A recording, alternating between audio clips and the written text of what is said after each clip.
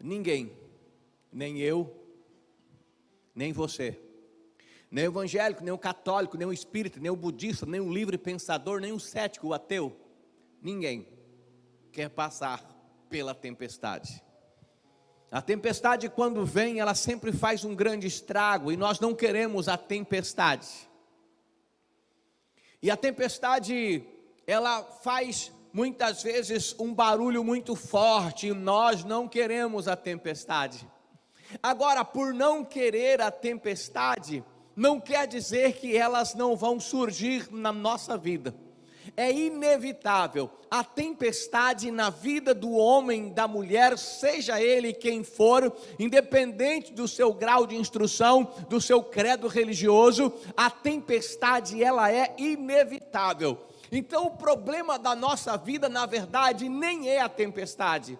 E olha aqui, eu quero falar de tempestade exterior e tempestade interior. A tempestade exterior são os problemas que acontecem à nossa volta. A tempestade exterior são os problemas que nós enfrentamos no dia a dia, que vêm de diversos lugares, de diversas formas. Porém, estes problemas que acontecem à nossa volta, nós assimilamos tudo isso e muitas vezes trazemos para dentro de nós e criamos uma tempestade, a nossa tempestade interior, e a nossa alma fica inquieta, e nós ficamos ansiosos, e nós ficamos confusos, e nós ficamos estressados. O estresse, ele vem pela interpretação que nós fazemos da situação que acontece à nossa volta, na grande maioria das vezes. Então o problema na vida do homem e da mulher nem é a tempestade, mas é a postura, é o que nós entendemos, é o que nós acreditamos, ou o que nós fazemos durante o vento forte, durante a tempestade. Porque se a tempestade vem para todo mundo, e não tem jeito de fugir da tempestade. Quando Deus chamou Noé e a sua família, disse assim: vou mandar um dilúvio, vou mandar uma tempestade, vou acabar com todo o ser que respira sobre a face da terra. Vocês eu vou dar livramento. Deus não pegou Noé, Sem, Cã e Jafé, os seus filhos, as esposas, e colocou em um alto cume, e ali não teve água. Deus disse: olha, o dilúvio vem para todo mundo, a tempestade vai vir para todo mundo, e vai vir para vocês também, mas todo mundo vai perecer, e vocês serão salvos. Eu não vou livrar vocês da tempestade, mas eu vou dar livramento na tempestade. Você vai passar pela tempestade, mas é importante entender algumas coisas, e eu quero falar brevemente, rapidamente, baseado nesse texto, sobre 6 coisas importantes que acontecem e deve acontecer na tempestade da nossa vida, para que Deus possa acalmar a tempestade, para que eu possa ter o livramento em meio à tempestade, e principalmente acalmar a minha tempestade, sabe, a tempestade da minha alma, a tempestade do meu coração, acalmar a minha tempestade, acalmar o meu coração. É o que nós queremos falar um pouco nesta noite, e na grande verdade é o que nós já estamos falando. Eu quero pegar esse texto como base para falar de 6 coisas importantes que acontecem na tempestade. Mas nunca se esqueça, a tempestade pode ser forte, ela pode ser inclusive destruidora em várias áreas, em vários momentos. Você percebe, às vezes acontece aqui no Brasil, por exemplo, cidades um pouco maiores. São Paulo, por exemplo, um dia eu estava chegando em São Paulo e choveu muito aquela noite, e eu tive que ficar quase o dia inteiro esperando as águas baixarem para eu poder entrar na cidade. Fecharam as entradas para a Marginal Tietê, para a Marginal Pinheiros, porque a chuva foi muito forte. Havia mais de 70 pontos de alagamentos na cidade naquele dia. Na Marginal Tietê, onde eu passava, segundo a reportagem, tinha água que cobria quase 2 carros igual o meu. Então a tempestade, ela vem rapidinho, faz um grande estrago. Pessoas perdem casas, inclusive há pessoas que perecem até com a sua própria vida, com as tempestades nos morros, como em Santos, Rio de Janeiro e outras cidades que tem muito morro, e as pessoas constroem as casas na beira, em cima, tem assim umas coisas que a gente nem consegue entender, como alguém consegue construir lá em cima, mas a tempestade vem e faz um estrago. Mas a tempestade sempre é rápida, e depois da tempestade vem a bonança, e a bonança, a tranquilidade sempre é maior do que a tempestade. Não podemos deixar de entender isso. Eu li Mateus, mas esta história de Jesus Cristo, ela também está no outro evangelho, mas eu vou pegar emprestado só a primeira parte, só a leitura de Marcos, no capítulo 6, versículo 42, que fala a mesma coisa, mas eu quero pegar a leitura de Marcos, depois eu continuo aqui só em Mateus. Primeira coisa que você precisa entender, já que a tempestade é inevitável, vou dizer novamente, para você ir me entendendo bem, quando eu falar tempestade, são os problemas da vida, são as dificuldades que você está enfrentando. Em quais áreas, pastor? Em qualquer área da vida, as tempestades, os problemas, aquilo que tira o teu sossego, o teu sono, aquilo que rouba momentaneamente ou por algum tempo a tua paz, aquela crise que vem e se instala, aquele problema financeiro, aquele problema conjugal, aquele problema de saúde que você acabou enfrentando, uma enfermidade, uma doença, um diagnóstico terrível, uma notícia ruim. Essa é a tempestade que vem sobre a nossa vida. E a primeira coisa que você precisa entender, que acontece na tempestade,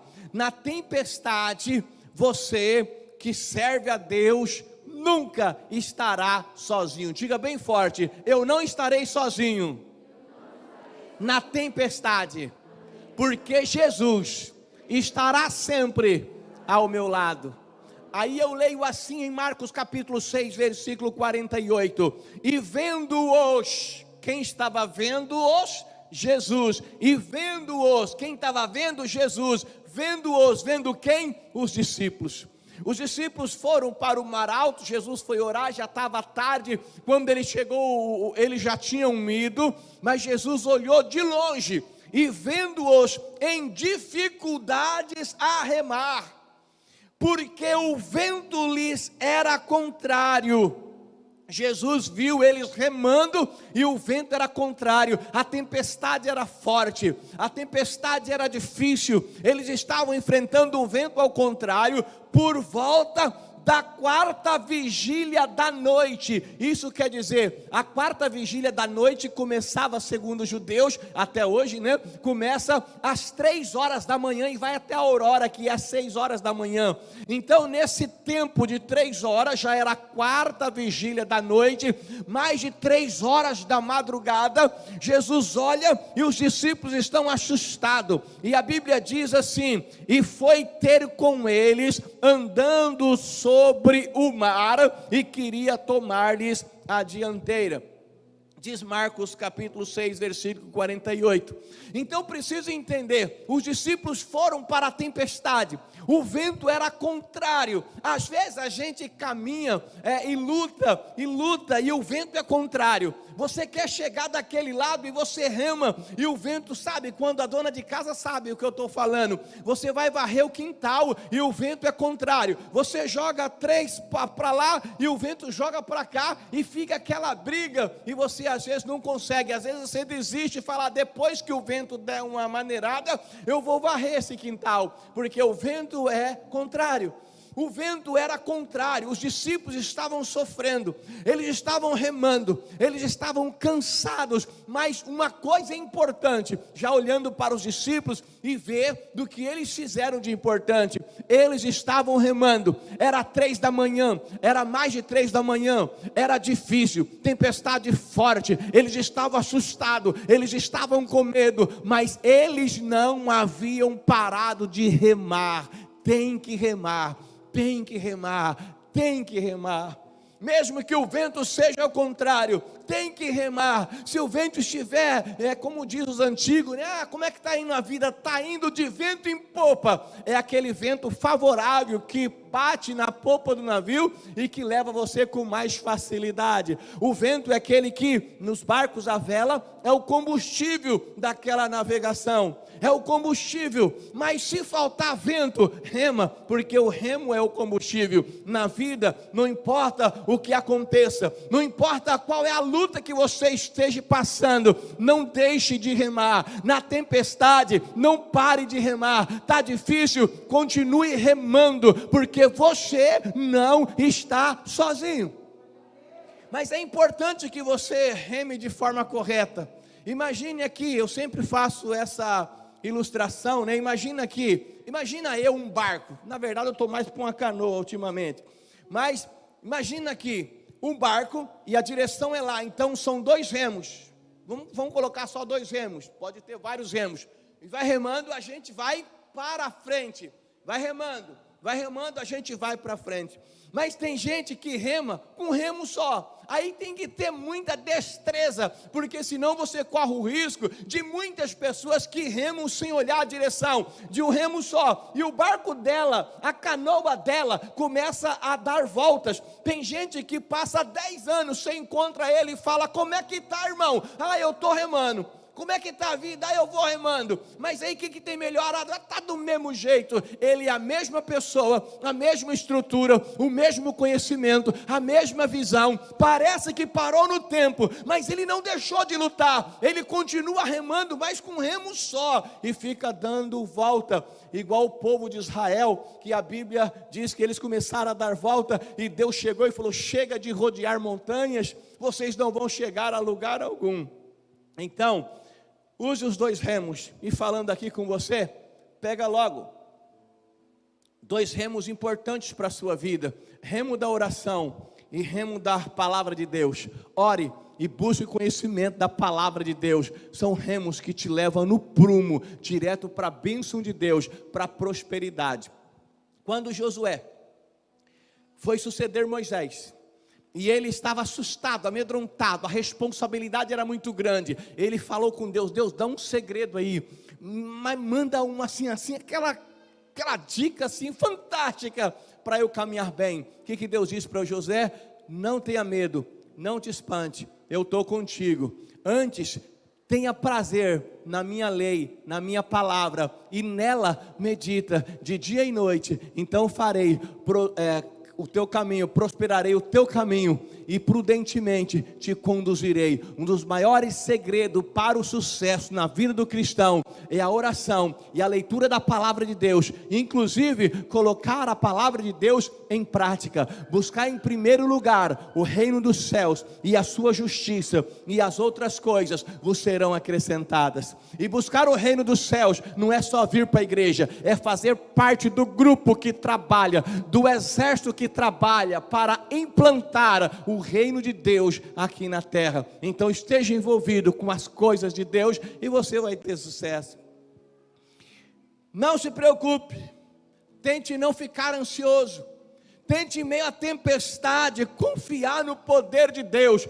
Eles estavam na tempestade, cansados de remar, mas Jesus de longe estava observando, ele estava olhando. O olhar do Senhor está sempre sobre você, o olhar do nosso Deus está sobre toda a terra, contemplando os bons e os maus. Deus conhece você, conhece o teu fracasso, conhece a tua vitória, Ele conhece o teu choro, Ele conhece o teu pranto, Ele conhece a tua luta. Deus conhece você, você não está sozinho nesse planeta, você não é um grão de areia perdido na terra, na praia, no oceano. Você é projeto, propósito de Deus, criado com um projeto e propósito para fazer algo importante. Deus tem olhado para você e tem esperado que você se posicione. Às vezes essa tempestade que está acontecendo é Deus chacoalhando você para tirar da zona do conforto, para cumprir o propósito dele sobre a sua vida, porque Deus tem pensamentos sobre você, pensamentos bons, não é pensamento de mal. Então, em meio à tempestade, não deixe de remar. Eu sei que às vezes é difícil. Eu sei que às vezes a gente até chora. Às vezes parece que os problemas vão vencer. Já aconteceu isso com você? Eu acho que não tem mais jeito. Parece que os problemas vão vencer. A tempestade já veio. Muitas pessoas que já estão na igreja há um bom tempo já têm várias experiências nesse sentido para contar. Parecia que não tinha jeito. Parecia que o barco ia naufragar. Parecia que ia a pique. Parecia que ia afundar. Mas no momento certo, Deus deu livramento. E você glorificou o nome dele. E hoje serve como testemunho. Você passou por momentos difíceis. Parece que o problema ia vencer, mas você venceu, porque o Senhor é a tua vitória, e eu quero que você sempre use a vitória para se posicionar na hora da luta. O Deus que te deu vitória ontem, é o mesmo que está olhando para você agora, e se Ele te abençoou lá atrás, Ele vai abençoar aqui, é só você se posicionar na presença dEle. Então, primeira coisa na tempestade, saiba que você não está sozinho. Nas horas mais difíceis da vida, você pode contemplar a grandeza de Deus, o mover de Deus, a glória de Deus.